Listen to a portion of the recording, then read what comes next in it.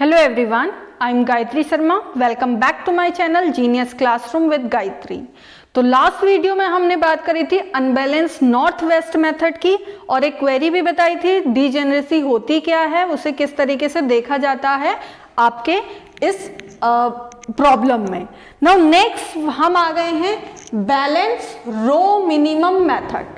रो minimum method कहने का मतलब है कि आपको क्या करना है, रो वाइज चेक करते हुए जाना है कि सबसे मिनिमम कौन सा है और उसमें आपको वैल्यू एलोकेट करनी है। Okay, row means your horizontal and column means your vertical. ठीक, नाउ इसमें हम चेक करते हुए जाएंगे। हमने यही क्वेश्चन आपका लिया था बैलेंस नॉर्थ वेस्ट मेथड में एंड आपको ध्यान होगा उसमें आंसर था 116।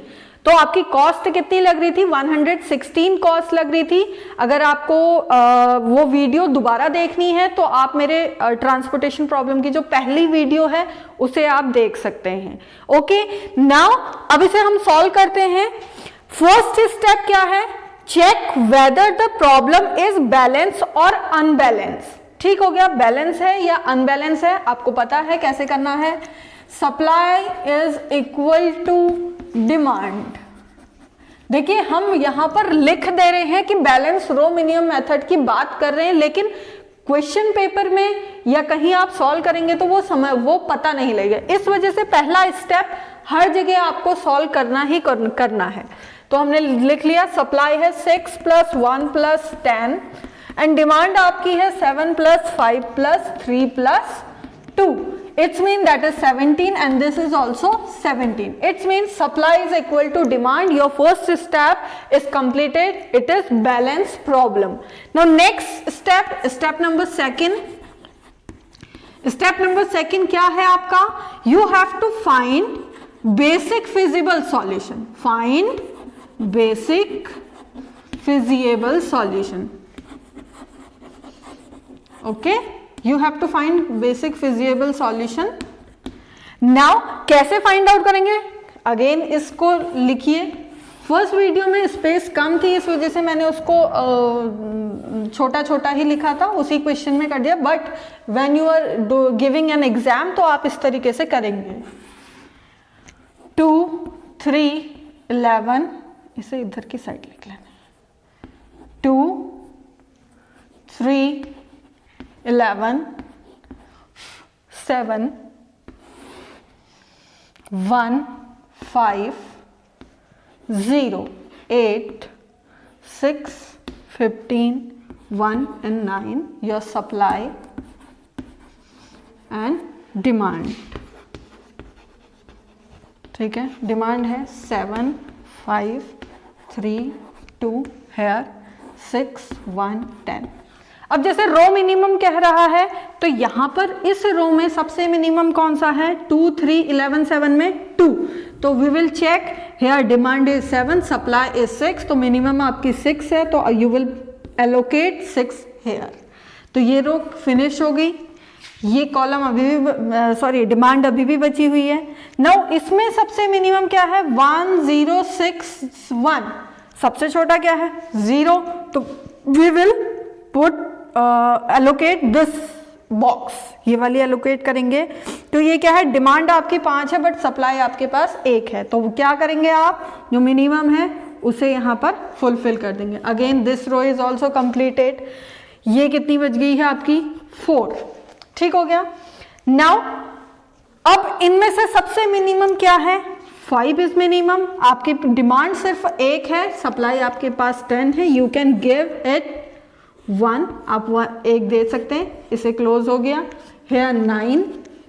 नाउ नेक्स्ट मिनिमम 8, 15 एंड 9 में 8 इज मिनिमम। आपकी डिमांड कितनी है, यहाँ पर 4 आप फुलफिल कर सकते हैं। It will become now 5। Now in दोनों में से मिनिमम है आपका ये, इट विल बी 2 और ये क्या बच गया, 3।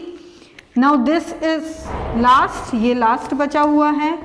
नाउ हमने इसको 3 पुट कर दिया। This is all and this both are cancelled.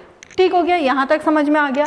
Now next हम क्या करेंगे, हमारा यहां तक सेकेंड स्टेप कंप्लीट हो गया है। Now third step we will find out step number third, we will find out minimum cost. कितनी मिनिमम कॉस्ट लगी, जिससे हमें फाइंड आउट हुआ होगा कि क्या ये नॉर्थ वेस्ट से ऑप्टिमल है या नहीं है। इसलिए मैं सारे के सारे एक ही क्वेश्चन कर रही हूं ताकि आपको पता लगे कि डिफरेंस क्या होता है, कौन से वाले प्रॉब्लम, ये वाली प्रॉब्लम के लिए नॉर्थ वेस्ट सही है या फिर आपकी रो मिनिमम सही है। ठीक है, 2 × 6 प्लस 0 × 1 प्लस 5 × 1 प्लस 8 × 4 प्लस 15 × 3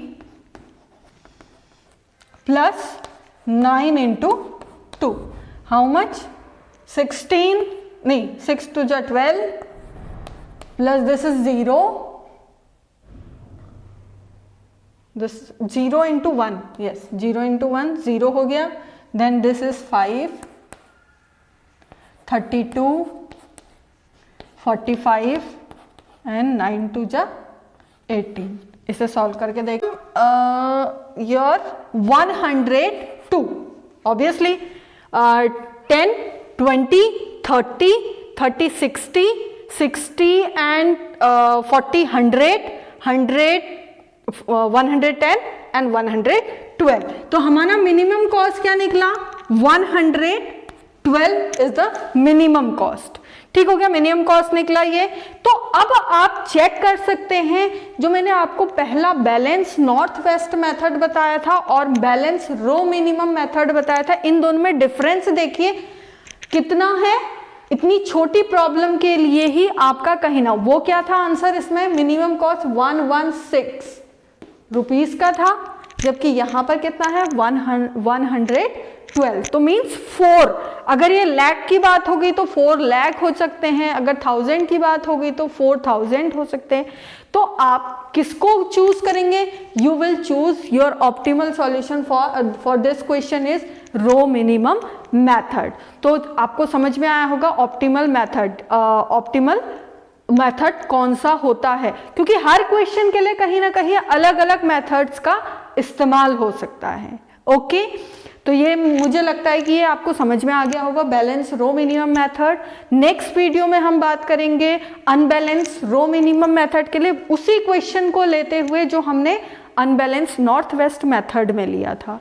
तो अगर आपको ये मेरी वीडियो इंफॉर्मेटिव लग रही है और आपको समझ में आ रहा है तो प्लीज़ मेरे चैनल को लाइक करें, शेयर करें, सब्सक्राइब करें और ज़्यादा से ज़्यादा इसे शेयर करें। थैंक